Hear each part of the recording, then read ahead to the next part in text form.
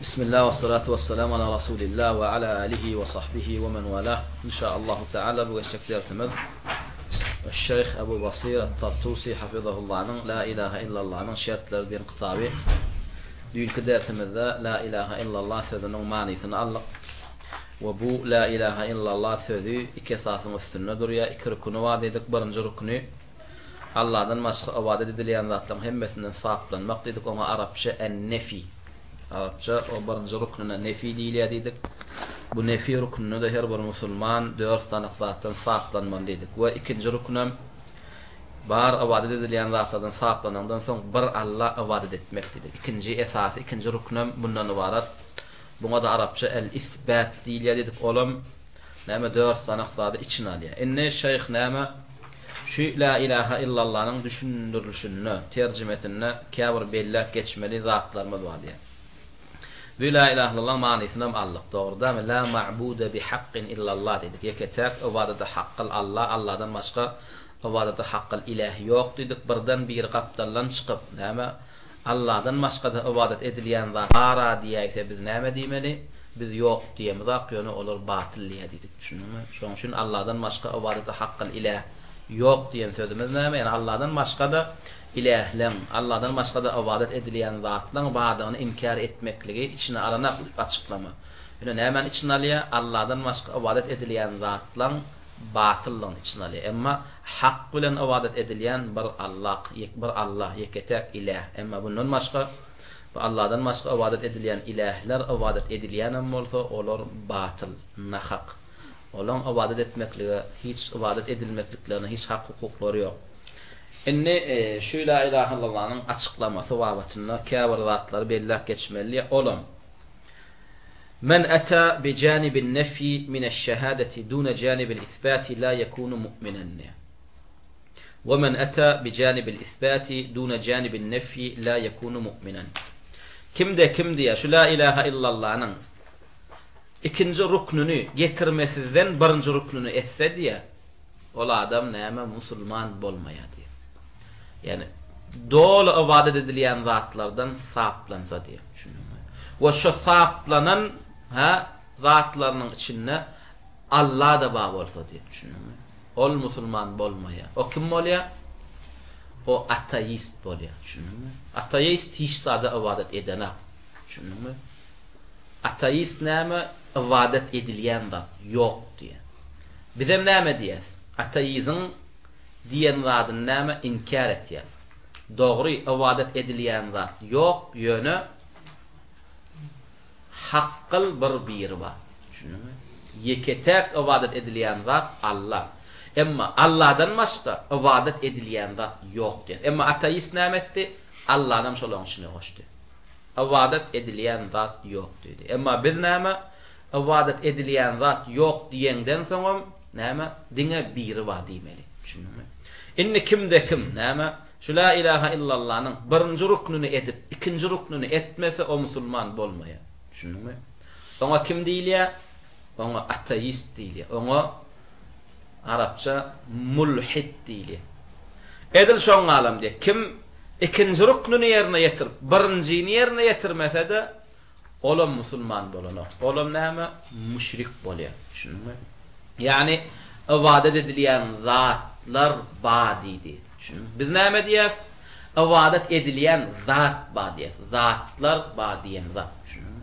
Emma ibadet edilen zatlaryň hemmesini kabul etsen sen, eýem sen müşrik bolýan. Şunumy? Şoň üçin biz näme diýmeli? Ibadet edilen zatlaryň barysy näme Allah'dan galany batyllyar. İbadet edilen zatlaryň Allah'dan galany batyllyar. Şu şey diýemizde näme içine alýar? Allah'dan başga ibadet edilen zatı inkar etmeklik içine alýar we bir Allah ibadet edilmekligiň hakdygyny içine alýar. Emma sen ibadet edilen zatlaryň bar batyl diýip Allah'ın şu sözünden çıkarmasan sen ateist bolýan. We edil şoň alaga näme ibadet edilen zatlar hak diýip näme Şolong içinde de dine Allah beylekler batıl diýmesen sen ýa müşrik bolýan. Ýa sen şu ibadet edilýän zatdan hemmetini näme etýän? Kabul etdiň, golladyň, ikrar etdiň bolýan. Şoň üçin näme? Şu ruknyň birini alyp beýleksini taşlan musulman bolanok. Onda näme etmeli bolýar? ولا يكون المرء مؤمنا حتى يأتي بالركنين معا. Onda bir adam musulman boljak bolsa, hükmani suratda şu la ilahe illallah sözünün iki sütününü, iki esasyny näme bilelikde aýtmaly we kabul etmeli bolýar. O ruknum nefyün rukni we isbatun rukni. Şunuňmy? Yani sen Allah'dan başga ibadet edilýän zatlaryň barysyny inkar edeniňden soňam yeketek ibadete haqqlyň ibadet edilmeli digini näme etmeli? Beketmeli, kabul etmeli. Ýöne şu iki rukni hükmani suratda yürek bilen hem yerine yetirilmeli, dil bilen hem yerine yetirilmeli, beden agzalarynyň usulüne yerine yetirilmeli, içiň bilen hem daşyň bilen hem edilmeli. Hükmani suratda. Şu beşiň haýsam bolsa birine şu ruknlaň biri edilmese sen musulman däl. La ilahe illallah sözüni sen dilin diýmeli, ne bu kavlen dilin üstünde diýdigi. Şu dilin sözlemeli. Sen küfürden, şirkten saatlan, musulmandan hatarına girecek bolsan, hükmani suratda sen dille eşhedü en la ilahe illallah ve eşhedü enne Muhammeden Rasulullah diýmeli. Şunuňmy? Şu sözün manysını da düşünmeli. Şu bizim düşünürüşimiz ýaly. Şoňa düşünýäňden soň, edenden soň i'tiqaden kalbyňam näme çürt kesik, şeksiz, şübhesiz näme şu la ilahe illallah sözüniň manysyny kabul etmeli. Düşündiňmi? Manysyny kabul etmeli diýen sözümizem näme şu zatlar içine almaly. Yani şu sözü söýmeli sen. Şu sözün buyurýan zatlaryny söýmeli. Şu sözü diýen adamlar söýmeli. Allah'ın söýmeli, Peygamber söýmeli, İslam dinini söýmeli, dinin buyruklaryny söýmeli, mümin musulmanlar söýmeli. We şo sanada näme şu sözü ýigrenýänler ýigrenmeli. Allah we Rasulüniň ýigrenýänler ýigrenmeli, kafirlary ýigrenmeli. Şunuňmy? We şu sözüm beden agzalary bilen etmekligi buyurýan zatlaryny hökman sen bedeniňe etmeli. Şunuňmy? Ine şu beden agzalaryny etmeli zady etseňem sen şu bedeniň bilen şu sözü diýen ýaly. Mesela şu secdändin Allah şunu etýän. Eýem sen bedeniň bilen şu sözü diýen ýaly. Şirkden gaýtýan. Hiç bir mahluga ibadet edeňek. Eýem sen bedeniň bilen şu iki ruknyny näme ýerine ýetirýän. We edil şoňaly şu sözüň manysy sen daşky dünýäňde duýulmaly. Sen daşky dünýäňe teretýän adam, seni bir Allah ibadet etýän adam, seni küfürden, şirkden näme sab adam dip duýmaly. Gön daşky dünýäňden görenden bilmeli. Şu musulmano, şu özün islama ýönkäýär, şu bir Allah ibadet etýär, şu dine bir Allah taat etýär, şu peýgamberiň sünnetine görä ýaşaýar. Sen şu sözüň manysy, eseri daşyňda görünmeli. We edil şoňalyk näme? İlgün sen daşyňda iman görüşýärlik, Allah da sen içinde de iman görmeli. Düşündiňmi? Biz sen için görüp başaramyzak. Emma sen içini görüp başarýanym, sen içinde de şu sözüň näme manysyny görmeli. Emma için görüp başarýan kim? Allah Taala. Emma biz sen daşyň görüp, daşyňa görä musulman diýenimiz bilenem. Sen içinde şu la ilahe illallah'nyň eseri manysy bolmasa, sen Allah'ın ýanynda musulman däl. Şoň üçin daşyň görüp bilýänlerim sen daşyňda iman görmeli we sen içini görüp bilýänem sen içinde iman görmeli. Şoň üçin ulamalar näme diýär? Daşyna bir de iman görkezene näme diýär? İman adyny, İslam adyny berýär. Daşyna küfür görkezene de näme? Küfür adyny, şirk görkezene şirk adyny, bidgat görkezene bidgat adyny, fasyklyk görkezene adama fasyklyk diýär. İçine bir teredüt bilemizak, düşündiňmi? Emma kıyamet mahşer gününde näme? İçini görüp bilýän Allah sen içinde iman bar bolan bolsa, düşündiňmi? Allah Taala sen içine görä näme hökm berýär.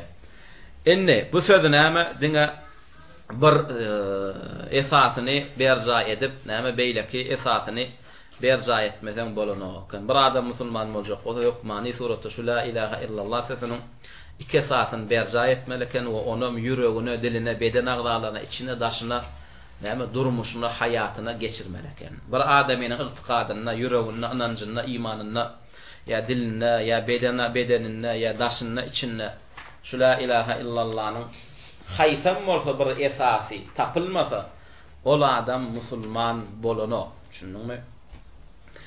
Inni yankı hükmani suratda her bir adamdan ama şu musulman bolacak olsa yankı la ilahe illallah'ın iki rükünü iki esası tapılmalı diyen sözümde delili getiripler Kehf suresinin 16. ayetinde Allah Teala şöyle diyor. وَإِذَا اعْتَزَلْتُمُوهُمْ وَمَا يَعْبُدُونَ إِلَّا اللّٰهَ فَأُوا إِلَى الْكَهْفِ diye. وَإِذَا اعْتَزَلْتُمُوهُمْ haçanla siz näme taşladınız olorun ibadet etýän zatlaryny وَمَا يَعْبُدُونَ إِلَّا اللّٰهِ megerem Allah'ın taşlamadınız diye. Ashab-ül Kehf o yaş juwan oglanlar haçanla kowmlarynyň şirke düşüp, küfre düşüp butlara, çöplere, çöörlere näme çokunup başlanlaryny görüp o yaş oglanlar kalplaryna Allah tarapyn iman guýulan oglanlar näme diýdiler? Biz sizin ibadet etýän zatlaryňyzyň barysyndan pek biz bir Allah ibadet etýäs diýdiler. Görýärmi? Şulaň şu eden amallaryna la ilahe illallah iki ruknu var. Birinji ruknu näme diýdik? Allah'dan başga ibadet edilýän zatlaryň hemmesini terk etmen. Bular näme diýdiler? Ve iza i'tazaltumuhum ve ma ya'budun. Müşrikleri ve müşriklerin ibadet etýän zatlaryň hemmesini taşladylar. Emma illallah bir Allah'ni taşlamadylar. Bir Allah ibadet etmekliklerini goýmadylar. Şeýdibem özlerim näme goýulmajaklaryny bilenlikleri sebäplen näme müşriklerin arasyndan hicret etdiler. Düşündüňmi? Gaçyk gitdiler.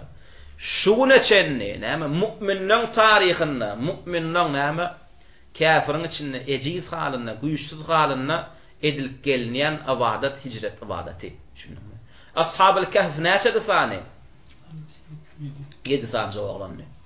7 sanca oğlanny Allah Taala bulan kalbyna iman goýdy. Gördüler, bakdylar, kowmlaryny näme etdiler? Butda çöpe çöre çokundular. Bir-birlerine biz bulan eden etsek, bizden bulan helak boluşalyk dünýä we ahirette helak bolur. Allah bular gargyşlap, gazaplayşalyk Allah bize de näme gargyşlar. Şoň üçin biz bulan ibadet etýän zatlaryna ibadet etmeli. Biz bular terk edelim. Biz bir Allah ibadet edelim diýip näme etdiler? Olaryň halklaryny, ýyllaryny, günlerini taşlap näme çete çykdylar. Ýöne o taýda da goýuljaklaryny bilmän başaran esbaplarını tutup kaçtılar. Düşündünmü? Ýöne kim üçin kaçtılar? Allah üçin kaçtılar. Şulaň şo ýagtynda öz zamanlaryna Allah üçin dinlerini saklamak, tutmaklyk üçin ýekece başaran esbaplar näme? Hicret ondan başga edi bilýän zatlar ýok. Allah Taala näme diýdi? Fettakullaha mastata'tum. Allah Taala'dan näme? Başa Allah Taala başardygyňyza görä takwalyk edin diýdi. Düşündünmü? Başardygyňyza görä Allah Taala'nın dinine ýardam berin diýdi. Bular elçiler ellerine gyljalyp ýara galyp o müşrik kowmyň garşysynda çykyp bilen atdylar. Näme edip bilýärdiler? Hicret edip bilýärdiler. Şoň üçin Allah Taala bir guluny yeňiş bereýin diýse, o gulunyň hal ýagdaýyna seretmesinden yeňiş berýär. Şular adamlar gaçyp barýaka yeňen adamlar. Subhanallah diýäýmeli bulan kıssasyny eşitipbaý. Yani bir ýyl saňa şeýle sowab berse, gaçyp barýaka kowmuny yeňen musulmanlar kim diýene Ashab-ül Kehf diýäýmeli. Allah Taala şulaň dinini yeňdirdi. Yeňdirdi. Iň soňunda näme? Şulaň iman eden Allah'ına iman etdi şo müşrik kowmy. Asırlar geçti, butparastlyklaryny taşlap şu näme Ashab-ül Kehfdäki ýaş oglanlaryň kowmy şirklerini, küfürlerini goýup şulaň ibadet eden Allah'laryna ibadet edip başladylar. Yeňiş kimin kowallyň soňunda? Şu 7 sanjaga moda şulaň kowally. Özlerim burokatman yeňdiler, gaçyp barýakalar yeňdiler. Şoň üçin mümin musulman näme? Ilmidama näme şeýle anançda bolmaly. Iň soňunda yeňýän kim? Allah ve onun Rasuli ve onun mümin gullary. 7 sanjaga adamlar yeňdiler. Şunmy? O katman yeňdiler. Söz diýmän, söz aýtman yeňdiler. Şunmy? 300 näme? 309 ýyllap näme ýatyp soň ukudan oýanan näme oglanlar. 309 ýyllardan oýanlar eýem o müşrik kowm näme bar Allah ibadet etýän näme kowmy öwrülipdir Allah näme fadly keramy bilen. El muhim şahit näme bu ayetden ve iz i'tezeltumuhum ve ma ya'budun. Yani bular müşrikler taşladılar ve olan Allah'dan başka ibadet etyen zatlarını taşladılar.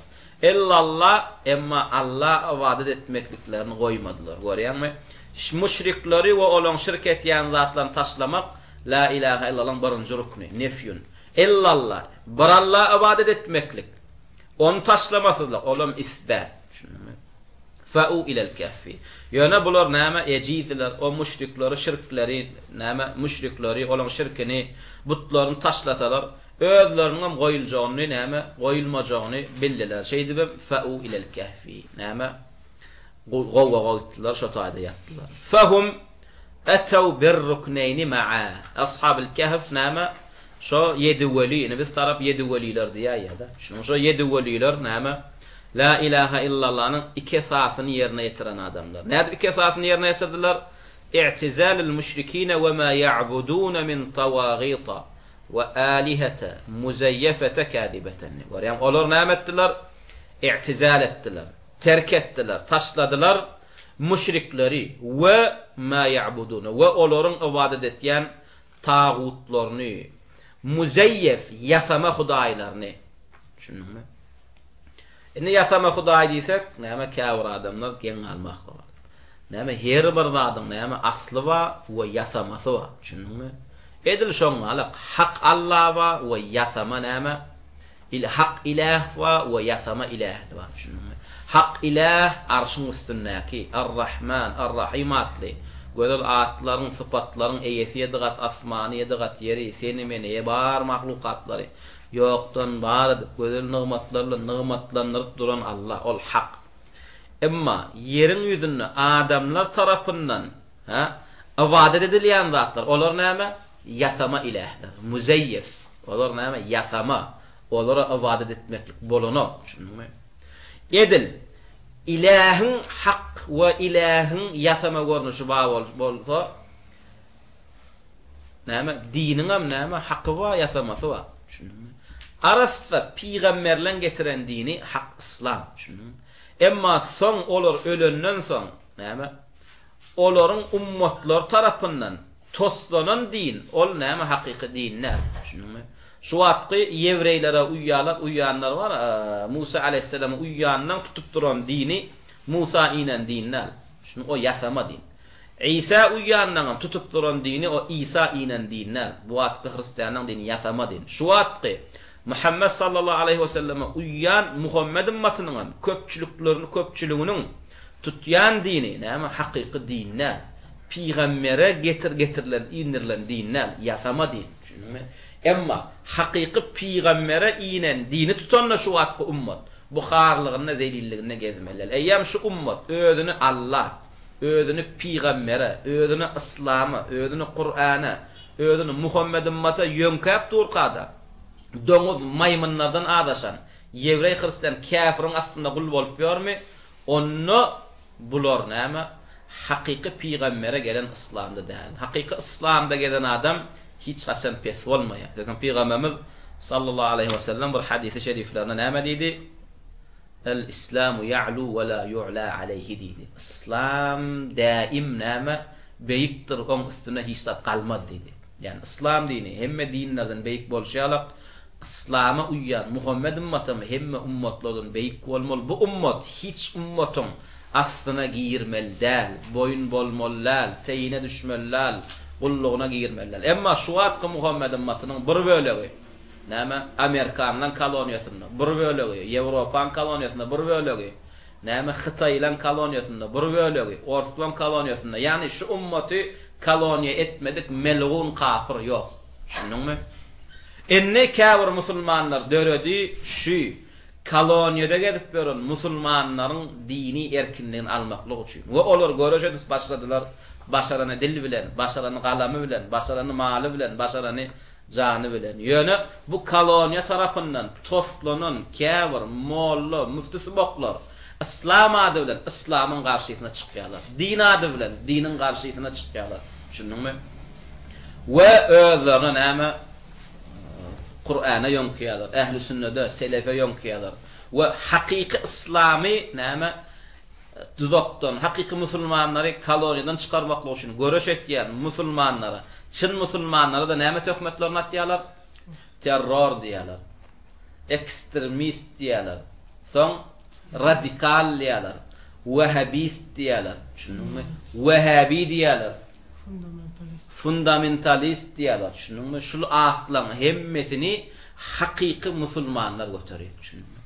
Emma hakiki musulmanlar, musulman adından başka adı yok. Bizim adımız muslim. Bizim muslim adından, sünni adından, Muhammedi şulattan başka bir adı kabul edemez. Düşündün mü?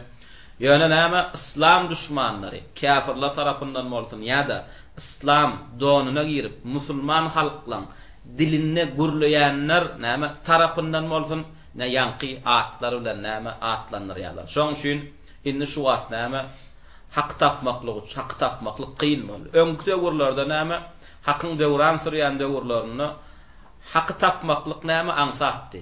Bir topar adam näme bir jemaat gowady göterýän bolsa şolar näme hakda diýildi. Emma bu döwürde näme hakyň ýitip batylyň zulmüň döwran sürýän zamanatynda hak tapmak kıyıl boldy. Näme üçin inne haqqı götürýän adamlara irwe datdaqýarlar. Näme?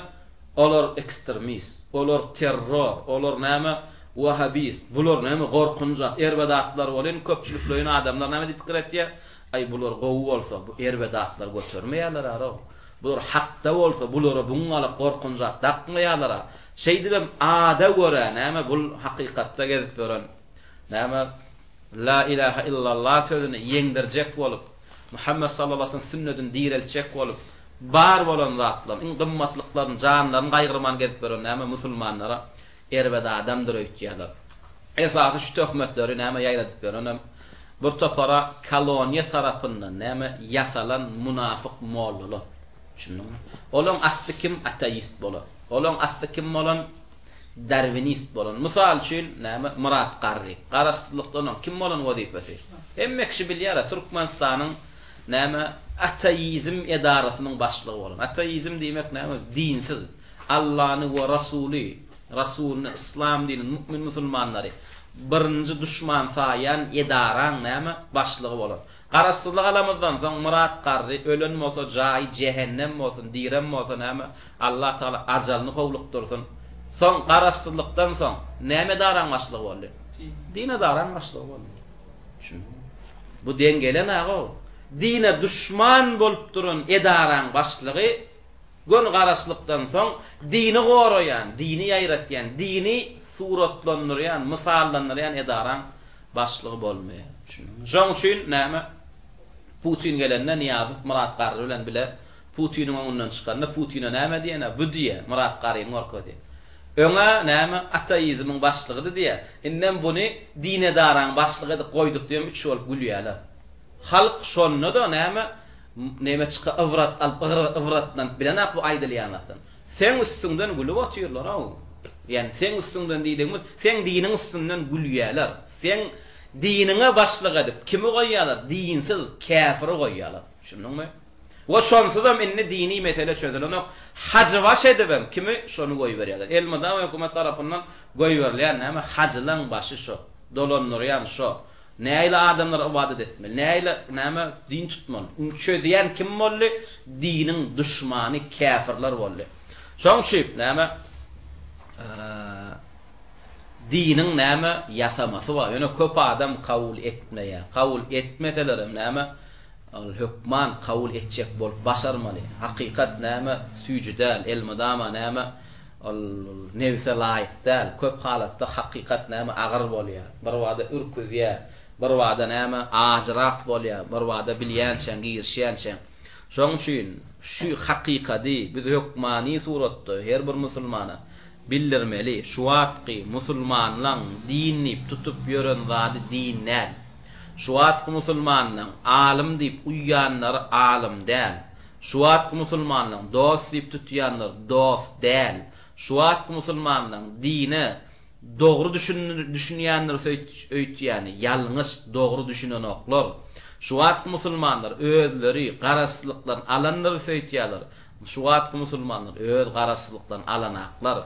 Her döwrüň özüne laýyk koloniýa bar. Şunuňmy? Inni koloniýa diýilse, bular ters düşünýär. Öňküýalyk ors näme atyny ýaradan tankyn minip gelişýärlik. Şu adam şoň bilen gelip täzeden basyp almalar etdi. Ýok, o döwürler şu suratda koloniýa edilýärdi. Bu döwür başga suratda koloniýa edilýär. Her döwrüň öz basyp alyş ýoly bar. Şu wagtky musulmanlaryň iskulçeniyesi bar koloniýada. Şunuňmy? Ýöne käbir ýurtlarda näme şu koloniýa boyun bolmadyk hakyky muslimler bar, mujahidler bar. Şunuňmy? Ana olara da her tüýsdök näme töhmetler atyp garalaýarlar. Kimler? Käfirler. Olaň aýtýan sözüni de inanyp bu musulman doganlaryny ýigrenýärler. Ýigrenýänler hem kim? Musulmanlar. Hatta Amerikan käfirin, Amerikan, Ýewropan käfirleri bar käfir bolsa käbirine azajygam bolsa insaf wujdan ýitmedik. Azajygam bolsa adyl galan.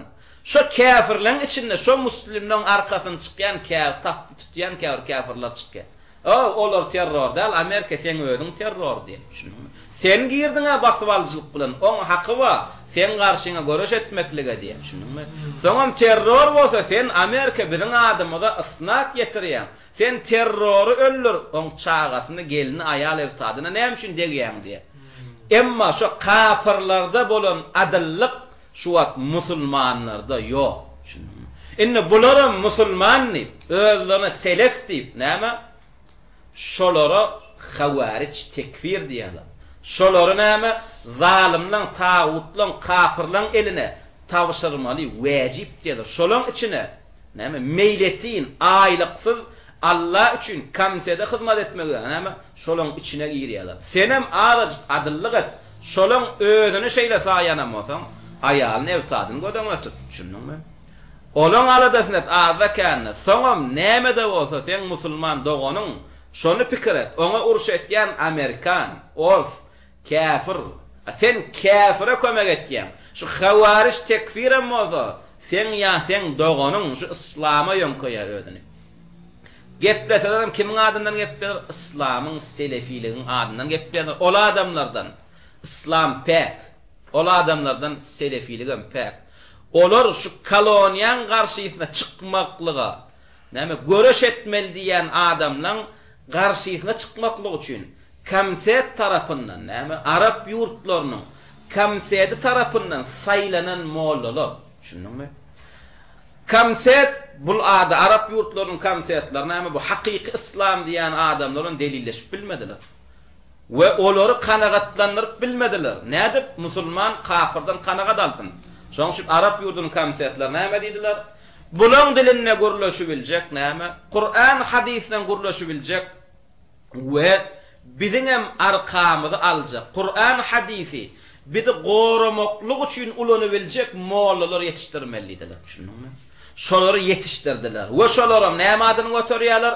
Köpüsi batyl bilen selef adyny göterýärler. Selef adyny göterýän Kur'an hadisi ulanýarlar hak diýmek üçin we batyla da batyl diýmek üçin nälanym? Şu kapyr tagut prezidentlaň etýän günäleriniň, jerimeleriniň näme? Ulu günä däl, dinden çykarýan günä däl, bular kapyr däl. Näme? Dine düşmançylyk etýän müşriklaň arkasynda durup, näme? Bulan etýän zady dinden çykaranak, bular musulmanlar diýip, näme? Jedel edip, batyl bilen näme? Jedel edip, diňe batylyň, kapyryň, müşrigiň arkasyny tutjak bolýarlar. Olar hak diýmek ýa batyla batyl diýmek üçin Qur'an agdaranaklar, näme? Ilim okanaklar. We gıynan sagam şu adam İslam ülkelerinin barsynda diýen wagtda köpçüligindäki näme resmi taýdan, hökümet taýdan sapak bermeklige näme ursgat beren universitet bolsun, medrese bolsun, mektep bolsun, sadik bolsun. Şolaň köpüsine şu selef adyny götüren murji'eler ýetişdirýärler. Şunuňmy? Selef adyny götüren murji'eler ýetişdirýärler. Emma hakyky şu selef aqidasyny, hakyky İslam aqidasyny öňe ösýänler, näme resmi medresesi ýok. Şunuňmy? Nerede goýarlar? Dağlarda, jülgelerde, şunuňmy? Okun aşağına, Amerikan näme bombalarynyň astyna, orsun tanklarynyň kaçyşynyň aşağına Kur'an hadis agdarýarlar. Olar iman bilen gurulýarlar, hak bilen gurulýarlar. Emma bu murji'eler näme? Tağutlaň saçaganyň başyna gurulýarlar. Şolaň çöregini bedenlerinden olar näme öz imanlaryny, ilmlaryny zäherleýärler. We şeýdibem hakiki Allah we Rasulü diýen näme mümin musulman, mujahid hakiki İslami koloniyadan, musulman ummatyn koloniyadan çykaryp olaň öz erk ihtiýaryny, güýjüni, dinini eline gaýtarmaklyk üçin göreş etýän adamlar näme İslam ady bilen näme garalap bolar, tekfir, olar hawarij, şunuňmy? Olar musulmana kafir diýen, olar musulman prezidentden garşydyna çykmaly diýen töhmet atýarlar. Bir musulmana kafiram diýlenek, bir musulman paçan garşydyna çykmalam diýlenek. Ol adamlaryň akidesi, ehli sünnet we cemaatın akidesi. Uluna etýän adam kafir däl, şunuňmy? Uluna etýän kafir däl. Musulmanyň paçasy musulman bolsa, kafir günahlar sebäp onuň garşysyna çykmaklyk bolanok. Kafir günahda musulman paça eýermeller diýilse, kılcal onuň garşysyna çykmalar diýilýän manin berenak bu söz. Şonuň näme batylyny eýermeýäs, emma o paça musulman bolsa tagatdan el götürmeýäs. Hak buyuran ýerine bile bolýas, ýardamçy bolýas. Onuň garşysyna nahak çykjak adamyň garşysyna çykýas. Aragy içen adama halal diýmese kafir diýilmeýär. Zina edene zina halal diýmese kafir diýilmeýär. Emma Kur'an tarapyndan, hadis tarapyndan näme şu amaly eden kafir, şu söz diýen adama kafir diýilse, eýem biz näme Allah we Rasulunyň kafir diýende näme kafir diýmesek şäremiz ýok. Emma näme gynan sagan bu wagt musulmanlar näme Allah'ları bulan çokunyan ilahleri eyyem yasama boldy. Şunuňmy? Edil şoňaly bir adamyň eyyem çokunyany yasama bolsa, ondan eyyem bu dini niden hakikat bu. Hakiki dine uýan adamyň hiç gaçan çokunyan Hudaýy näme yasama bolmaýar. Şoň üçin näme etmeli bolýar? Biz hukmani suratda näme hak Allah'a uşmaly we şonuň isleýişi alam oňa ibadet etmeli. Ve hak İslam dinimiz tapçak olmalı. Muhammed sallallahu aleyhi ve selleme nehilek dini inlerlermede şu din tapçak olmalı. Şuna uyacak olmalı. Müslüman adam hakiki nehil vasıfta olmalı. Şu vasıfı tapıp, şu vasıflanacak olmalı.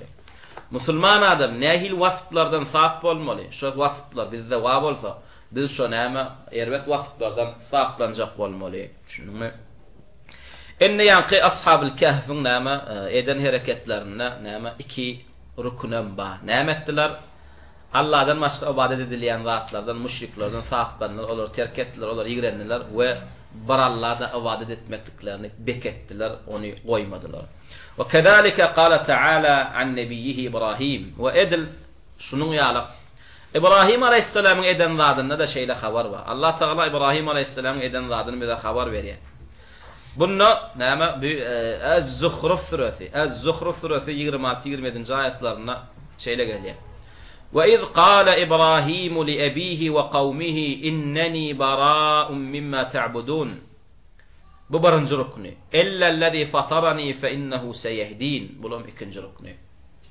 İbrahim atasyna we kavmuna şeýle diýdi. Inneni bara'un mimma ta'budun.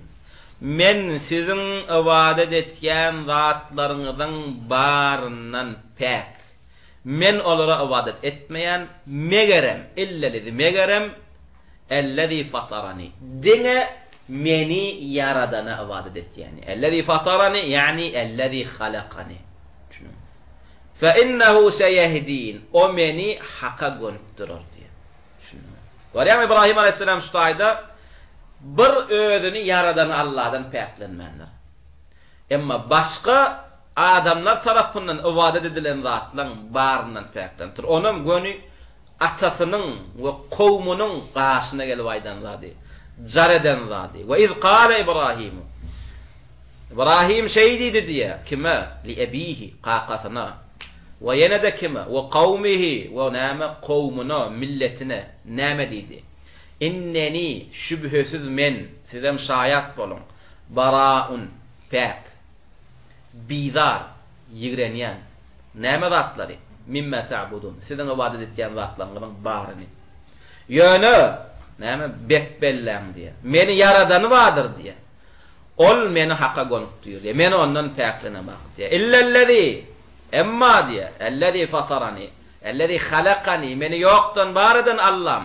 Ondan ben paklenemek diye. O bana entegem näme haqqı gorkodur diye. Entegem bana näme tawfiqu hidayet verir diye. İbrahim aleyhisselam näme la ilahe illallah iki ruknunu edipdir. Birinci ruknu nefi doğru değil mi? İkinci ruknu isbat. Birinci ruknunu Allah'dan başka ibadet edilen zattan barından, hatta atafından, kavmunun, müşriklerin barından näme saqlanıpdır. Ve ikinci ruknu isbat ruknunu da onu yaradan Allah'dan ol saqlanmadır. Onu gaytam beter önküden ömmeter näme ona qaim yapışıpdır. İbadet etmesini güçlendiripdir. Ve yine Şuara suresinin 75, 76, 77. ayetlerine şeyle geliyor. Efera'aytum ma kuntum ta'budun entum ve aba'ukumul aqdamun fe innahum aduwwun li illa rabbul alamin. Sizin diye efera'aytum görýäňiz mi siz diye şu ibadet etýän zatlaryňy diye. Ve abâku ve entum ve abâukumul aqdamun ve sizden önkü atababalarınızdan ibadet eden zatlarını görýäňiz mi diye ayet yani sizden diye. Ve sizden önköm diye atababalarınız näme ibadet eden bolsalar diye bilin diye. Fe innahum aduwwun li şolar men düşmanım diye.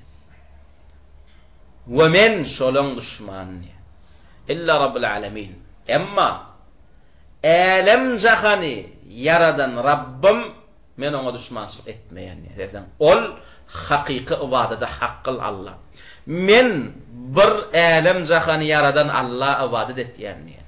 Ona men ýakynlaşýan, onu söýýän, ona iman etýän, ona boyun bolýan, ona gulluk etýän, onun buyrugyny tutýan, gaýtargysyndan gaýtýän. Emma şu sizin we sizin ata-babalaryňyň ibadet etýän zatlary bardyr diýär Allah'dan başga. فَاِنَّهُمْ عَدُوٌ لِي Olur men düşmanım diye. Görýärmi? Hatta Muhammed ibn Abdülvahhab rahimahullah tağut kitabında nädip tağutdan saqlanma, şonu öwredende näme diye yigrenmeli diye şu zatlary. Düşündüňmi? Düşman saýmaly. Görýärmi? İbrahim aleyhisselam şuada näme? Tağutdan diňe saqlanma diye. Soňam aýtdy. Olur men düşmanım diýdi. Şoň üçin bizem näme tağutdan diňe saqlananmyz ýetenek. Allah'dan başka ibadet edilýän zatlaryň hemmesinden saqlanmaly we şolary yigrenmeli, düşman saýmaly we şolary düşmançylyk etmeli. Fahuwa yu'linu adawatahu ve i'tizalahu li jami'il alihati allati tu'bad illa Allah ta'ala al-ma'budu bihaqqin fa innahu dakhilun fi ibadatihi ve muwalatihi wahdihi. Görýän İbrahim aleyhisselam ýanky ýokarda agdalan ayetlerde yu'linu diýär. Açaçanu aşkar, näme? Iğlan edip otuyor. Nämetini düşmançylyk etýänligini we yigrenýänligini Allah'dan başga ibadet edilýän zatlaryň barysyny. Emma bir ibadet haqqyl, haqiqi ilahini, haqiqi Allah'syny gaýtam öňküdür töweter näme söýýänligini aýtýar. We ona ibadet etýänligini aýtýar. Sebäp diýsem, ol Allah ibadet etmekligi hakdy. Ol Allah ibadet edilmeklige münasipdi. Näme sebäpden? İbrahim aleyhisselam näme dedi? İllellezî fatarani. O meni yaratdı dedi. Emma sen haqa elin bilen ýasayan butun, seni onu yarattın, o seni yaradanaga diye. Şoň şu ulamalar näme diye? Köpülönç Allah Taala näme? Özünün ibadeti haqqyllygyny sana düşündirjek bolanyny näme özünün 7 gat asmany, 7 gat yeri, hatta seni onu yaradanlygyny aýtdy diye. Bu ayetlerini Allah Taala näme diýjek bolýar? Allah boljak bolsa o yaratmaly. Şunu. Allah boljak bolsa yaradyp bilmeli. Şoň şu Allah Taala näme köplenç misal berýär. Ne men yaradan zatlam diye. 7 gat asman, 7 gat yer, ay gün hatta sen özüň diye. Emma senin menden başga ibadet etýän zatlaň nämen yaratdy? Gorkodyň diye. Gorkody bilýän wam şu wagt. Ağayşan sinek yaradı bildimi? Paraw ya darganata kim diýdiň beýleki? Astana baba, düşündüňmi? Öýkölemesinler, çarjawlaram. Biziň Hudaýymyz agdamatdy. Düşündüňmi? Näme yaratdylar? Yaradan zatlar ya. Hatta dinadan dünýä goşandydan goşup bilmediler. Ne maşin ne on teker ne kalpağın, hatta hiç bir zatnam yaradyp bilenaklar. Köçede maşininiň tekeri ýarylýar şo müşrigin. Astana baban çağırsın Yani qıdargana tançaq, hatta sen pakır işkanı yamak bilen ha. Allah olacak olsa, bir zada ibadet edilecek olsa Halik bolmaly. Şu sıfatı mahsus bolmaly. Emma bu ada yaratmaklı Halik adına, yaratmaklı sıfatına mahsus kim yeketek Allah. Şu İbrahim Aleyhisselam näme dedi? Ellellezî fatarani. Men dine meni yaradan Allah ibadet etdiyen. Sebebi aydı otur. O meni yarattı diye. Meni yaradan vaka näme üçün meni yaratmadığı çokunoy. Mana ırsgal bereket berip duran vaka meni näme ırsgal bereket berip bilmeyene çokunoy. Şala aklını işletsen näme bilip bolýar. Allah seni yarattı. Allah sana rızık berýär. Allah seni belaveterden goraýar. Näme üçin sen Allah etjekkämişiň? Bu düşünülmeýän zat barda, düşündiňmi? Näme da sen qadagan etdi? Näme öýkän mi? Ýa bir ýigrenjiň barmy? Näme etdi Allah Taala sana şu zatlardan soňam näme sen ona ibadet etmersiň ýa? Bir adam sana kömek edip otursa mysal üçin iş berýär, wezipe berýär, gyýyt berýär sana. Öýürdi gyýdyna pul berdik. Hastalasaň derman getirip dur, sorap dur, edip dur. Şonu da sen şonu söýüň. Hemme kişi näme diýär? Bir gayrat diýär sana. Näme? O benne sana hemmet edip otyura. Näme üçin sen onu gowaran diýär. Görýärmi? Walillahi meselul a'la. Inna Allah Taala seni ýokdan bar etdi. O ödüm sana näme cennete girmekliň esbaplaryny aýdyp otyr. Şunu tutsaň sana cennet diýär. Dowdakdan galmaklyň esbaplaryny aýdyp otyr. Oň üstüne de şunun öz içinden saýlap peýgamber bolup otyr. O peýgamber ölen soňam baky galjak näme ýygynyň Qur'an goýup otyr. O zatlardan soňam Adam oglunyň näme dawasy we Allah bilen. Bir daha düşünelim daha. Adam oglunyň näme dawasy we Allah bilen. Näme utturýan bir Allah ibadet edende. Ya Resulallah maňa şefaat etdimen. Ya Allah şu peýgambere maňa şefaat etdirdiňde näme utulýan? Ağişanyň ýoluny bir janly tutsagym gaýdyk gelse diýmän ýerine Allah'ın ýoluna bir janly tutsagym gaýdyk gelse diýende näme utturýan? Düşünüp bolan o. Aklyň wallahi akıl göteren o. Adam ogly bir Allah sığınanna näme ýitirýär? Ogul ber, gyýyz ber diýip Allah'ın ýoluna ýykylanna näme utturýar? Ogul ber, gyýyz ber diýip Malik Babajanyň ýoluna ýykylanna. Ey Allah meni goro diýip dilek edenne näme utulýar? Utturýar kapysyndan alaja asanna. Düşündiňmi? Ey Allah'ım sana sığındım, sana dagyndım, näme sana dayandım diýenne näme utturýar? Erenler, pirler näme men sizin gozasyňyzy, size sığındım, size dayandım, siz meni goraň diýen. Bir Allah şey diýende näme utturýar? Şoň şu Allah Taala näme diýär? Ýalňyşmasam Abasa surasynda Qutilel insanu ma akfara diýär. Allah Taala yani Adam oglunyň näme kafirligini şeýle wasf etdi. Qutilel insanu ma akfara diýär. Ölüm bolsun sana Adam oglu diýär. Şunu bun beýle nejiz kafir bolup dörenligini. Şunu soňam Adam oglunyň özüni tanışdyrýar. Ayetin ýerinde. Min eyyi şeyin halaka diye. Seni nämeden yarattı diye. Sidiklikten näme? Sidik nejafat mı nejafat? Nejafat. Sen o Adam diye. Düşündüňmi? Çykanda nejafatyň çykýan ýerinden çykýan o. Kim bolay soňamda? Prezident bolay. Nerden çykdym? Nejafat bilen nejafatyň çykýan ýerinden çykdym. Nire girdim? Yine necafatyň çykýan ýerine girdim. Sen şo giren ýeriň ataň tohumly bolanda. Ejeň aýwasynyň necafatynyň çykýan ýeri. Soň yine şu ýagty ýalança gelende de nerden çykdym? Şo taýdan çykdym, dogurdamy?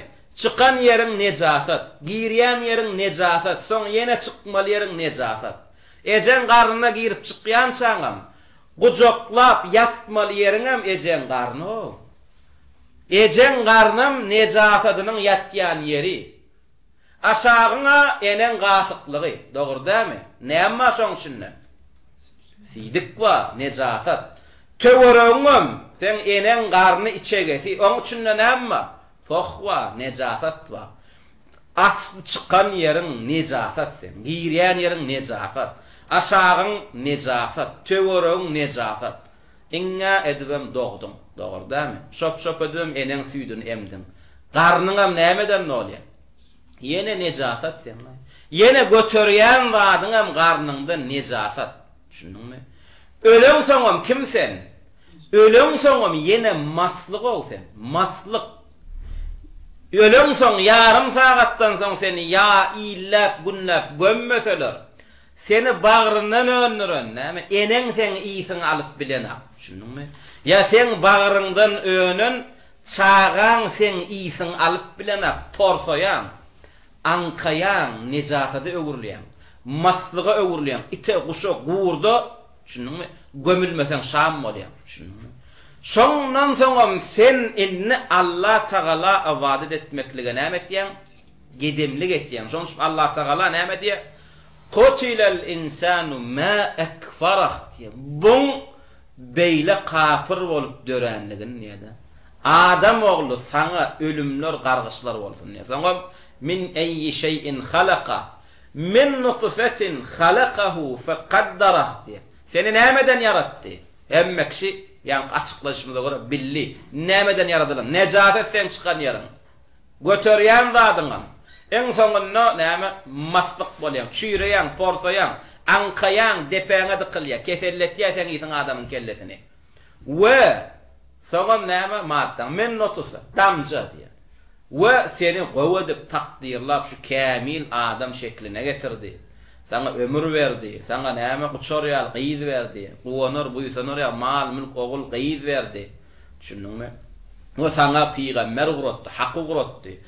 Boyun bolanmasaň, tagat edilmeseň cennet taýinlady. Şondan soňra adam ogly bir Allah diýenden 360 diýenni gowwarýar. Ya Rahman, ya Rahim diýenden ya Dawud, ya Aýşan diýenni gowwarýar. Düşündüňmi? Ey Allah'ım sana sığınyan diýenden ey jinnar, ey jadygoýlar size sığınyan diýenni gowwarýar. Bir Allah'ın hökmü bilen hökümlenenden bir topor nejasatdan nogan nejasat maymundan, doňuzdan adaşan Yevrey, Cöhütler tarapyndan ýazylan kanunlaň saýasynda däl, kanunlaň zulmüniň astynda ýaşanny gowwarýar. Düşündüňmi? Ve bir gelibem ona haqqy äşgär, haqqy açyklap seni yaradan Rabbiňe dön we on adil bilen iýnilen hökmüniň saýasynda ýaşadysaň sana näme diýär? Sen wahabist diýär. Sen terror, sen ekstremist diýär. Düşündüňmi? Sen dini ýoýan diýär. Özüniň diniň ady bilen dine düşmançylyk etýändigini Allah diýip, Allah düşmançylyk etýändigini Muhammed sallallahu aleyhi ve sellem söýýänni, onuň sünnetini näme depeleýänligini bilen ha. Düşündüňmi? Şoň üçin adam ogly näme? Ati biderek adam egerde ol towa etmese. Düşündüňmi? Adam ogly kän ýalňyşyjy adam ol towa etmese. Düşündüňmi? Şoň şu oturup näme aklyn haýran hali. Näme oturýar adam? Şu dine gelende näme oturýar? Kıyın adam däl o. Kıyın adam da. Diniň bar buýurýanlar gowlup, dogry dämi? Diniň sana etme diýen zatlaryny hatda akylly adamam näme? Bilýär şo diniň gaýtarýan zatlaryny gerbetdigini. Din näme diýersen, ýalan sözleme diýer. İkilik etme diýer, şirk etme diýer, küfür etme diýer, Allah'a sövme diýer, dine sövme, ogurlyk etme, zina etme, arak içme. Düşündüňmi? Diniň malyna degme, zulüm etme, ejide ganym bolma diýer. Din gowdatlary buýurýar sana. Allah'a ibadet et, Allah'yny söý, ýigrenç bilen ýaşama. Elinden gel hatta ite guşa da kömek et diýer. Diniň hemme buýurýanlary gowaw. Gaýtarýan zatlaryň hemmesem hakyky gaýtmaly zatlar, erbet zatlar. Ýöne şonda da adam näme? Allah iman edenne, dine gelenne bir tüs ýok, bir zat näme durýan ýala. Düşündüňmi? Tayyip, devam et ya. وهذه الآيات وغيرها تفيد أن المشركين من قبل كانوا يعبدون الله تعالى ولكن كانوا يشركونه في العبادة مع آلهة أخرى لذا لو جاء البراء مطلقا مما يعبدون من دون استثناء الخالق عز وجل المستحق للعبادة لعم البراء من جميع ما يعبدون الله تعالى والآلهة الأخرى. Yankı geçen ayetlerde näme düşünýärsiz Müşrikler Allah da ibadet eder ekenler diye düşünüyor. Müşrikler näme üçin müşrik boldy? Allah ve yene kâfir zatlara ibadet edenlikler sebep. Ama ateist hiç sada ibadet edenek. Ama müşrikler Allah da iman etýän ekenler we Allah da ibadet etýän ekenler we yene gaflarına näme ibadetlerine kâfir zatlar şerik etýän ekenler. Şoň üçin bar ibadet edilýän zatlardan saatlanmaklyk bolanok. Düşündiňmi? Sebäpsen müşrikler hak Allah'da we näme batıl hudaýlara da näme ibadet etýän ekenler. Şoň üçin ibadet edilýän zatlaryň barysyndan men saat diýsen, eýem sen hak bilen ibadet edilýän hakyky halygam goşdugyň bolýar. Şoň üçin näme %100 ibadet edilýän zatlaryň hemmesinden men saat diýmellanim, yeketek ibadeti haqqy Allah'dan başga ibadet edilýän zatlaryň barysyndan saat diýmeli. Düşündiňmi? Inne ikinci yani la ilahe illallah'ın açıklamasında manasında ikinci bilen bellap geçmeli adımız. Oğlum la ilahe illallah'ın manasında näme diýdik? Ibadete haqqyl yeketek Allah ibadet etmeklik diýdik. Şunu ibadete haqqyl diýen näme haqqly sözüni hükman goşmaly diýdik. Oğlum näme üçin? Sebäp diýsen näme? Allah'dan başka ibadet edilýän zat ýok diýsen bu ýalňyş bolýar. Biri sana gönü näme diýe? O näýlik ýok. Men güne çokunýan, ibadet etýän. Men jina çokunýan, ibadet etýän diýe. Düşündiňmi? Ýok, Allah'dan başka ýeriň ýüzünde ibadet edilýän başga da zatlar kän. Ýöne olar batyl bilen ibadet etýärler. Şoň üçin biz hukmany suratda näme? Şu hak sözüni goşmaly bolýar. Näme? Allah'dan näme? La ilahe illallah manysy näme? Yeketek ibadete haqqyl Allah diýär. Allah'dan başga zatlara, Allah'dan başga ibadet edilýän zatlar baram bolsa, olar haqqyl däl. Emma şu hak sözüni goşmasyzdan näme? Allah'dan başga ibadet edilýän zat ýok diýsek, onda näme? Biri biziň garşymyza çykyplar. Belki de sen diýän ýalňyş diýipler. Bu hakykatdan hem ýankyly açyklasak ýalňyş bolýar. Desen Allah da ibadet edilýär, başga zatlara ibadet edilýär. Şoň biz näme diýmeli? Yeketek ibadete haqqyl Allah. Ondan başga ibadet edilýän zatlar haqqyl dälimeli. Soň, üçüncü bilen näme bellemeli zadymyz. Bulam ýankydyňa bar aýtjaklady şol. Üçüncü bilen hem ýanky sözüň açıklamasynda bellemeli zadymyz näme?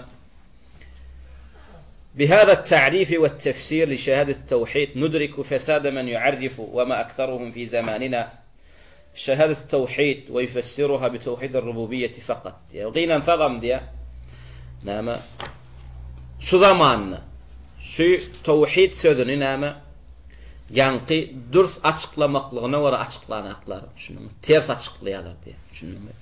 La ilahe illallah tawhidul uluhiyya wara açıklaman la ilahe illallah'ni tawhidur rububiyya wara açıklaýarlar diye. O adam şu döwrüň näme şungalyk la ilahe illallah'ni ters açıklayanları kän. Aslında la ilahe illallah manysy näme? Ibadete haqqyl bir Allah, Allah'dan başga ibadete haqqyl ilah ýok diýmek. Emma bu wagt näme? Köp soplar ya dini bilmeýänler la ilahe illallah näme diýip açıklaýarlar? La haliqa ve la zarra ve la nafi'a ve la raziqa ve la mumita ve la muhyiye ve la malika illallah. Yani Allah'dan başga yaradan ýok, Allah'dan başga ziyan berip, Allah'dan başga peýda berip bilýän ýok, Allah'dan başga rızk berip, Allah'dan başga dirildi öldürip bilýän ýok we Allah'dan başga näme hiç bir zada eýetçilik edip bilýän ýok diýär. Ýanky aýdylan zatlar bir wagtyndan bir tarapdan dogry, bir tarapdan hem ýalňyş düşündiňmi? Dogry tarapy, ýani hakykatdan hem ýanky agdalan zatlar Allah'dan başga edip bilýän ýok düşündiňmi? Ýöne biz şu zatlar Allah edip bilýärmi, edip bilenak biziň dawamyz o däl. La ilahe illallah manysy şumy ýa şu däl. Ne biziň dawamyz şu. Düşündiňmi? Müşrikler bilen dawamyz Allah'dan başga yaradyp bilýän barmy? Ýok, o däl. Bizem bilýär, müşrikem bilýär. Allah'dan başga halyk ýok. Peýgamberler bilen müşrikler arasynda Allah yaradanmy ýa şu butlar yaradan? Onda dawa bolmady. Allah mı öldürüp diriltýän ýa-da siziň çokunýan gabrlaňyz ýa-da çağırýan perişteleňiz onda dawa bolmady. Düşündiňmi? Bar zadın eýesi Allah mı ya sizin çokunyan zatlaňyz? Onna dawa bolmady, düşündiňmi? Müşriklerin hemmesi iman etýärdi, yeketek yaradanyň Allahdygyny. Hayru şer peýda we ziyan hemmesi Allah'ın elinde, Allah'dan çözülýänlerini. Öldürüp diriltmek, ırsk, nigmat bereketlerini bermek Allah'danlygyny we hemme zadyňam näme mäligi, hojaýyny, eýesi Allah'dygyny bilýärdiler. Müşrikler bilen peýgamberler arasynda bu dawa bolmady. We peýgamberleri Allah Teala ugradanna. Müşrikleri Allah wawatyna ýanky zatlara iman etdirilmeklik üçin ugradylmady. We peýgambermeden müşriklere şu zatlara iman edin diýip çağırmady. Peýgamberler näme müşrikleri näme çağırdy? Bir Allah ibadet edin diýip çağırdy. Şo yaradan niýäňet, peýda diýen şonu diýäňet, öldürüp diriltýän şo diýäňet, ırsk berýän şo diýäňet, her bir zadyň eýeti şo Allah diýäňet. Onu şoňa ibadet edin diýip çağırdylar. Köp müşrik pikir etýär, la ilaha illallah manysy bu dälilýär. Son olar näme diýjek bolýar? Siz näme Allah'ın yaradanlygyna şek etjek bolýaňyzmy? Ya onu inkar etjek bolýaňyzmy? Ýok. Biz bilen müşrikler arasında, peýgamberler bilen müşrik kowumlaryň arasında bu meselede dawa bolmady. Biziň dawamyz ýanky zatlar Allah'damy, Allah'da däl, o däl, onu hemme kişi bilýär. Dawa la ilaha illallah manysy şumya başga da şonda. La ilaha illallah manysy bu däl. La ilaha illallah manysy näme? Bir Allah ibadet et, ondan başga hiç bir zada ibadet etme. Sebäbi Allah'dan başka ibadet edilýän zatlar batıl. Olar haqqylla, yeketek ibadeti haqqyl Allah. Peýgamberler müşrik kowumlaryny şunu kabul etdirjek boldylar. Bolin müşrik kowmy näme diýdiler? Eja'alal alihata ilahan wahidan. Inna hada la şey'un ujab. Bu inni bizi yekece bir zada ibadet etdirjek bolýar. Bunyň diýen zady gaty geň diýdiler diýär. Bu bizi yeketek näme? Halygyň yekedigine, yaradanyň yekedigine, ırsk berýäniň yekedigine şuňa çağırjak bolýar diýmediler. Hedin müşrikler bilýärdiler yaradanyň birdigini, olam Allah. Irsk beren birdigin, olam Allah. Ýöne olar bilen akdylar, yeketek ibadet edilmeli, olam Allah. Onu bilmeýärdiler. Emma peýgamberimiz haçanda näme? Qulu la ilaha illallah diýenlerine müşrikler, eýem bu la ilaha illallah diýen sözüniň manysyny düşündiler. Olam barladyňyz taşlan. 360 but çöp, çör, lat, uzza barladyňyz taşlan. Bar Allah ibadet edin. Gysanyňyzda onu çağırın, aýdylan jany nedir onu ýazdyňyz, olan ýoluna kesin. Hajatlaryňyzy Allah'dan soran. Şey diýenne müşrikler näme diýdiler? Eja'alal alihata ilahan wahidan inna hada la şey'un ujab. Bu inni biziň ibadet etýän zatlaryň hemmesini taşladyp bizi bir Allah ibadet etdirjek bolýar. Bunun bizi çağıryan zady ata baba näme ne öňkü diýilýän zat şuwat, şuwatky diýilýän öňüm diýilýän zat. Düşündiňmi? Ata baba eşdilen zatda. Soňam öňkü diniňizde, öňkü ibadet etýän zatlaryňyzda boluberiň. Bu Muhammed tarapyndan gurulan hile diýdiler diýen. Düşündiňmi? Bu bizi eýden bolup bize näme hanlyk satjak bolýar, hojaýynçylyk satjak bolýar diýdiler. Bu atqylaram näme? Bu Wahhabistler dinleyen bolup näme peravarod edip biziň kursymy aljak bolýar. Şondan gorkýar prezident. Gerek gäle boýnuňa dan. Düşündiňmi? İçimizde plotnymy da ondan gowsun ýasadyban bereli. Düşündiňmi? Ýasap berýäňdämi? Daş etýär inşallah. Düşündiňmi? Kursy gerek gäle biz diňe Allah'ın isleýşiýalyk ýaşamaklygymyza ursat beriň. Kursyňa merekkä. Gaytam men boyun alyan, sen kursyýuňy sana goraşaýyn. Düşündiňmi? Sen kursyýuňy sana goraşaýyn. Düşündiňmi? Şoňa dil gatanyň dilini keseýin. Düşündiň? El uzadanyň elini çapaýyn, dograýyn. Kursy gerek gäle bu doglanlar. Bize sen köşküň tagytyň gerekkä, üstüňe oýmurlysyň. Ýöne näme? Biz näme isleýäs? Meni kim yaratdy? Allah, doğru değil mi? Men şoň isleýşiýäli ýaşajak. Düşündiňmi? Meni kim yaratdy? Allah. Men şoň hükmü bilen ýaşajak. Meni kim yaratdy? Allah. Men durmuşymy şu Allah'ın maňa görkezişýärlik ýöretjek. Düşündiňmi? Indi maňa şu zatlar öwreden kim? Muhammed sallallahu aleyhi ve sellem. Men şonu görelle tutjak, men seni görelle tutjak. Men Lenin'i görürle tutuşakken. Men Amerika, Avrupa orsu görürle tutuşakken. Men durmuşumu şu Rasulullah'ın durmuşu ýaly geçjek. Aýalymy şoňkyýalyk saklaja. Çağamy şoňkyýalyk saklaja. Dostum bilen, düşmanım bilen şoň gatnaşyşýalyk gatnaşja. Düşündiňmi? Hayatymy, durmuşumy, iktisadi bolsun, siyasi bolsun, şonuň alyp barşýalyk alyp barşak. Şunyma degme dawamyz ýok, düşündiňmi? Emma bular näme? Ýok. Bular Wahhabistler, gidilin gurama, jemaat. Bular din adından geplep näme? Perawar edecek bolar. Bular döwlet, din, bular näme? Döwlet dikelçek bolar. Bular bizi agdyryp kursymyzy aljak bolýar diýär. Ya bize kursu gerek. Bizim maksadymyz kursu tagyt köşkde. Bizim maksadymyz yerin yüzünü Allah'ın döwletini dikeltmek. Emma sen kufur, şirk ýurdunda döwletinde ýaşasyň, bize paýyň töle ýaşa ber, bize sen kursyň gerek. Düşündüňmi? Har bol, zelil bol, paýyň ver. Şo paýyň aslynda paýyň näme? Ne sebäbine biz seni goraly edeli, ýöne sana sen bilen işimiz ýok. Düşündüň? Senen biz bilen işiň bolmasyn. Emma bizim şu alyp barýan näme siýasatymyzda, şu alyp barýan dagwatymyzda kim bolsa şo bolsun. Şu näme öňümizde bewet boljak bolsa näme biz şu bewedi aýyrmaly bolýar. Dil bilen aýyrlayan bewedi dil bolanmaly bolýar. Pul bilen aýyrlayan bewedi pul bolanmaly bolýar. Demir bilen aýrylmaly bewede bolsa näme demiram bolsa demiram bolsa näme ulanylmaly bolýar. Şoň Allah Taala Kur'an-ı Kerimde näme diýär? Ve enzelnel kitabe vel hadid diýär. Biz kitap we demir uğratdyk diýär. Görýän? Allah Taala peýgamberlere wahy berdi, kitap berdi. Ve şo sanada näme olara näme demir berdi. Ýani demir diýdigi ýara, galyç. Düşündiňmi? Tefsirini ulamalar näme diýen? Beýan, kitap, hak isteýäne. Düşündiňmi? Emma demir, dümür, ýara, galyç haky kabul etmekligi, tekebbirlik etýäne. Akylyň barmy? Akylmy? Ine delil al. Düşündiňmi? Emma zalimlik etýänmi? Nadanlyk etýänmi? Haka garşy çykýanmy? Onu eýem saňa näme? Garşyňa jihad elan etmeli bolýar. Demir ulanmaly bolýar sen garşyňa. Şoň şüp näme? Ýanky la ilaha illallah manisi müşrikler düşünürşýalyk däl. Allah'ın halıklığı barada şekimiz şübhemiz yok. Şübhelenenüm kafir sayar. Emma dawa kim halık onu turmadı dawa kim avadata haqqıl. Allami Lat, Allami Uzza, Allami Ağisan, Allami Darganata, Allami 360, Allami Parov. Kim alacami çöp mü? Yok Allah. Ine şunu müşrikler kabul etmedi. Şu vatkı müşriklerim kabul edene. La ilahe illallah manisem ine şu. Bir Allah avadet eder. Çünkü ol avadet etmekle haqqal. Zaten o yaradan başka hiçbir zada avadet etme.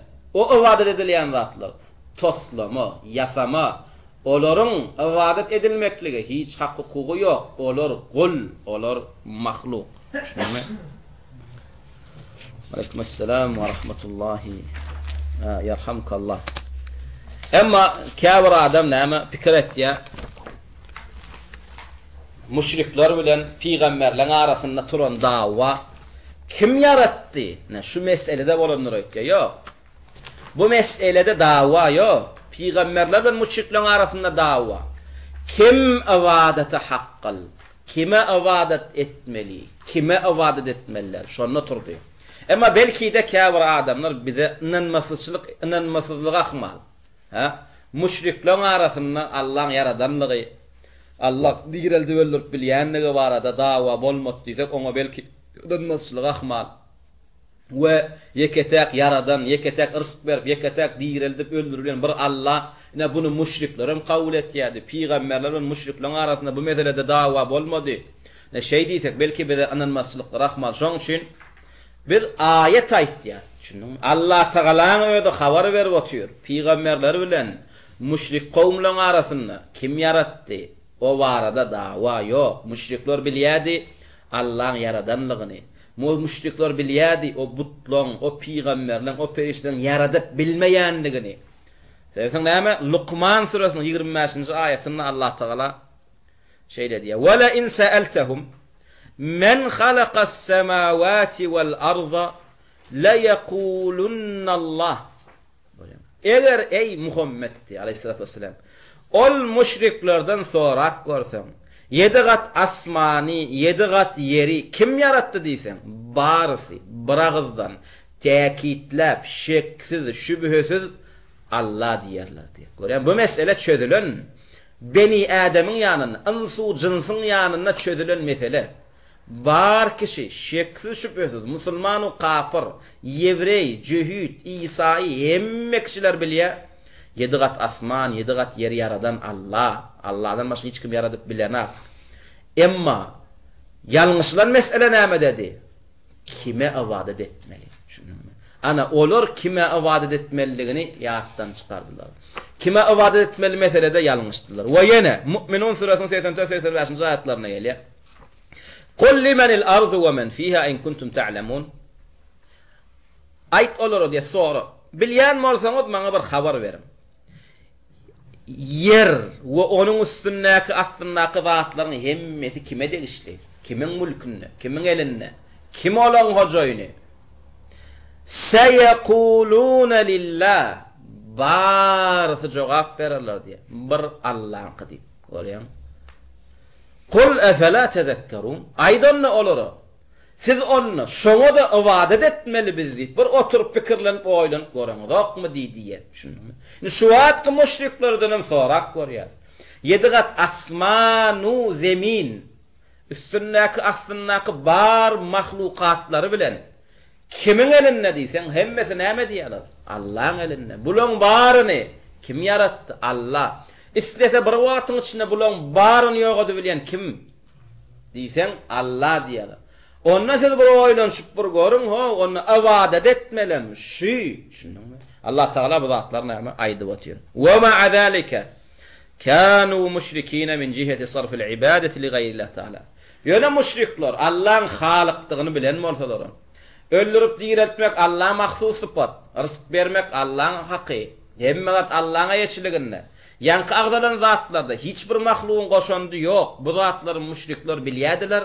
Yöne şonna da şu zatları bilyenlikleri onları küfürden İslam'a çıkarmadı. Şu zatlar bilip dur kalaram, şolar müşrik sahilli. Ve şolardan din kılıcı, cihad kılıcı götürülmedi. Ne için? Sebep deysen olur, ibadatta Allah näme şerik goşýadylar. Şunumy? Emma bu wagt kafir adamlar pikir etýär biri la ilaha illallah näme diýip we onuň manysam Allahdan başga yaradan ýok, Allahdan başga rızk berýän ýok diýip näme gyssananda ölleri, öwliýalar, pirler çağırsa ol adam muslim jahil diýerler. Şunu ol adam musulman ýöne ilmsizlik bilen kafir günahlar etýärler. Ýok, ol adam düýbünden islama giren adam da. Şunumy? Kim la ilahe illallah diýem, la ilahe illallah açıklamasyny müşrikler gelip açıklap. Şu açıklama esasında islama giren bolsa, şu açıklama esasında özüne musulman diýen, ol adam musulman näl? Şunumy? Ol adam musulman näl?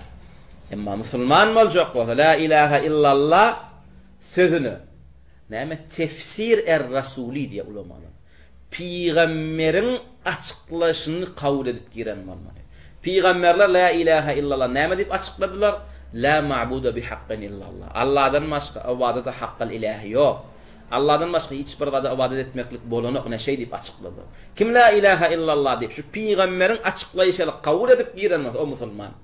Emma kim la ilahe illallah dip müşrikler açıklayışyla kabul edip giren o müşrik, o muslim da. Şunumy? Sen müşrikler näme la halika illallah, la razika illallah diýdiler. Allah'dan başka yaradan yok, Allah'dan başka rızk berýän yok diýdiler. Ýöne şonna da olara näme müşrik diýildi. Olardan müşrik ady aýrylmady. Olara musulman ady berilmedi. Näme üçin? Sebäp diýsen olar ibadatda şerik goşdular. Allah'ı çağırdılar, galy berse plan diýdiler. Allah'ın ýoluna aýdylan janyny bugün ise ertesi planyň ýoluna aýdylan janyny diýdiler. Şoň üçin näme müşrik boldular. Indi bu beýle bolýan bolsa, näme hemmemiz bilmeli. Kimde kim la ilaha illallah'ni tawhidur rububiyye bilen açıklasa, onun açıklaması yanlış. Ve tawhidur rububiyye manysynda la ilaha illallah diýip, näme İslam'a girdim saýenam bolsa, ol adama musulman diýilmeýär. Şunumy? Tawhidur rububiyye açıklamasynda näme bir adam İslam'a girip bolýan bolsa, Onna näme yerin ýüzünde müşrik galmazdy. Düşündiňmi? La ilaha illallah, la halika illallah. Allah'dan başka yaradan yok. Allah'dan başka rızk berýän yok. Şu manysy diýmeklik, musulman bolmaklyk bolýan bolsa, näme? Şu sözü diýen näme? Adamlar peýgamber garmazdy. Şunu şulan garşyna jihad etmezdi. Emma şu sözleri diýen adamlary müşrik taýilli, şulan garşyna peýgamber jihad etdi. Onu la ilaha illallah manysy o däl. Şunu ve la ilaha illallah açıklamasam o däl. Şonuň üçin näme? Kim la ilaha illallah'ni dille diýbem. Peýgamberin düşünürşýalyk düşünmän, müşrikleň düşünürşýalyk düşünüp ölen bolsa, oňa la ilaha illallah peýdasy bolmaz. Bilip goýun. Düşündiňmi? Ve şu dünýede de bir la ilaha illallah dille diýbem. Peýgamberin düşünürşýalyk düşünmedik bolsa, müşrikleň düşünşýalyk düşünüp şoňa göre ýaşap beren bolsa, o imam bolsa ýygyna uymagan bolanok. Gıyız verip, gıyız almagan bolanok. Bismillah dip damak çalsada, näme? On damağın imek bolanok. Sebäp diýsen, näme? Ol haqiqi la ilaha illallah manisyny bilmedi. Onda netije näme berýär? Haqiqi la ilaha illallah manisyny bilmedik adam, tawhidyň nämedigini bilmeýär. Tawhidyň nämedigini bilmedik adamam, şirkin nämedigini bilmeýär. Şirkin nämedigini bilmedik adamam, eýem şirke düşýär. Düşündiňmi?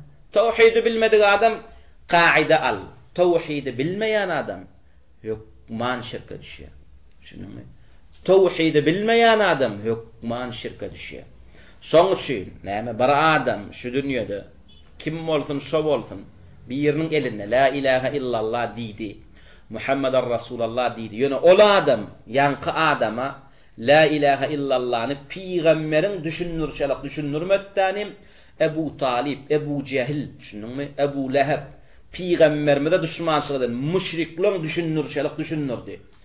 Ol adam musulman däl. Düşündiňmi? Ol adam musulman däl. Ol adam şu sözü diýmedinden öň näme dine ödüni ýönkamy şu dinine berilýär. Öň ýebrey bolsa şu ýebreyligine galýar. La ilaha illallah diýýär, diýbersin. Hristiýan bolsa hristiýan diýilýär. Butparaz bolsa butparaz diýilýär. Onna bu sözü dine dille diýmek ýetene kennanim şu dille diýilen sözü peýgamberin düşünürşýalyk näme kabul etmelek. Düşündiňmi? Emma şu köpçülükleýin musulman diýilýänler şu sözü dille diýýärler ýöne peýgamberleň düşünürşälik düşünen oklardanym Ebu Cehil Mekke müşrikleriniň düşünürşýalyk düşünýärler. Şoň şeýle mene köpçülükleýin musulman görüp ýör, har zelil bolup kafirlaň teýinden çykanaklar. Hakikatta musulman döwran sürmeli adam. Yerin ýüzünde dolanyrmaly musulman adam. Emma musulmany şu wagt dolanyrýanlar kafir, onna şu wagt näme musulmandan köpçülükleýin näme musulman däl we ödüni islama ýönkeýänler haqiqy islama salmaklyk üçin göreş etýän adamlarym koloniýa tarapyndan garalýarlar. Olara näme diýerler? Wahhabist diýerler, olara terror, ekstremist diýerler, fundamentalist diýerler, radikal diýerler. Düşündiňmi? Şeý diýem näme haqiqy musulmanlar garalýarlar. O şunu kullanım müştahada näme şunu tapamady. Tamamlayat. Wallahu ta'ala a'la wa a'lam. Assalamu alaykum wa rahmatullahi wa barakatuh. Ve Allah Teala bize ve sizin hemmemide o şu dersleri eşdiýänlere de la ilaha illallah sözüni diýbem.